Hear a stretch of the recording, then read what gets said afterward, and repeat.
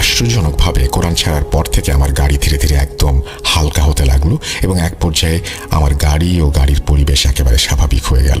আমি একটু হাঁপ ছেড়ে সেই যাত্রীদের তাদের গন্তব্যে পৌঁছে দিলাম। ভাড়া নিয়ে সেখান থেকে চলে আসার সময় সেই বৃদ্ধ ব্যক্তিটি বললেন, বাবা, যদি তুমি আবার এদিকে আসো তাহলে আমাদের আবার নিয়ে যেও। আসলে বাবা, আমরা এখানে মাত্র 15 মিনিট থামবো। আমি কিছুক্ষণ ভাবলাম, যেহেতু আমার বাড়ি যাবার রাস্তায় তাদের বাড়িটিও পড়ে, সেহেতু 15 মিনিট থামাই যায়, মাত্র 15 মিনিটের ব্যাপার। তাহলে ওনাদের নিয়ে যাওয়া যায়, ফেরার সময় পেট্রোলও নিতে পারবো। আমি ওনাদের বললাম, জি আঙ্কেল, আমি অপেক্ষা করছি। আমার কথা শুনে বৃদ্ধ লোকটি আমার মাথায় হাত বুলিয়ে দিলেন এবং ওনাদের 3 জন একটা মাদ্রাসার ভেতরে চলে গেলেন। আমি অপেক্ষা করতে লাগলাম। 15-20 মিনিট পর ওনারা বের হয়ে এলেন। ওনাদের গাড়িতে তুলে আমি ওনাদের বাড়িতে নামিয়ে দিতে গেলে সেই বৃদ্ধ ব্যক্তিটি বললেন, বাবা, যদি কিছু মনে না করো তবে আমি তোমার গাড়িটিকে প্রাইভেটলি রেন্ট করতে পারি। আমি বললাম, জি অবশ্যই পারেন।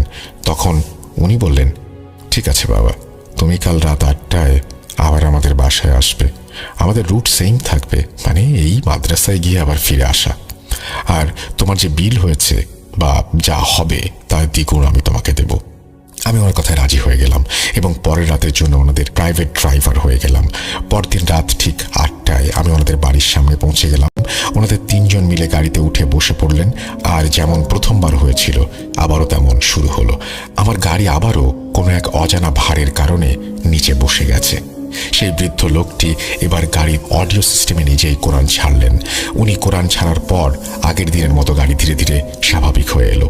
আমার মনের কৌতূহল থাকলেও কোনো জাদু বা জিনের বিষয়ে কোনো ভাবনাই ছিল না, বরং আমি ভাবছিলাম যে কোনো কারণে হয়তো আমার গাড়ির কোনো সমস্যা হচ্ছে, মেকানিক দেখালেই ঠিক হয়ে যাবে। আর আঙ্কেল যিনি কোরআন শুনছিলেন, ওনাকে দেখে আমি ভাবছিলাম বৃদ্ধ লোকেরা হয়তো আল্লাহর রাস্তায় থাকতে চায়, তাই কোরআন শুনছেন। আর তারা এমনিতেই এটা শুনতে পারেন, কোনো অস্বাভাবিক কিছু না। যাই হোক, এরপর আমি ওনাদের আগের রাতের মতো মাদ্রাসায় নামিয়ে দিলাম এবং বাইরে অপেক্ষা করতে লাগলাম। সেদিন ওনাদের প্রায় আধা ঘন্টা সময় লাগলো। মাদ্রাসা থেকে বের হয়ে এসে ওনারা গাড়িতে বসলেন। যেমন আমি আপনাকে আগেই বলেছি, আমার পরিবার খুব ধর্মপ্রাণ ছিল, তাই আমি চেষ্টা করতাম কোনো মহিলার দিকে না তাকাতে। যদি ভুলবশত কখনো চোখ পড়তো তাহলে সেটা আল্লাহ আমাকে যেন মাফ করে দিয়ে থাকেন সেই জন্য প্রার্থনা করতাম। কিন্তু আমি কখনো ইচ্ছা করে কোনো মহিলার দিকে তাকাইনি।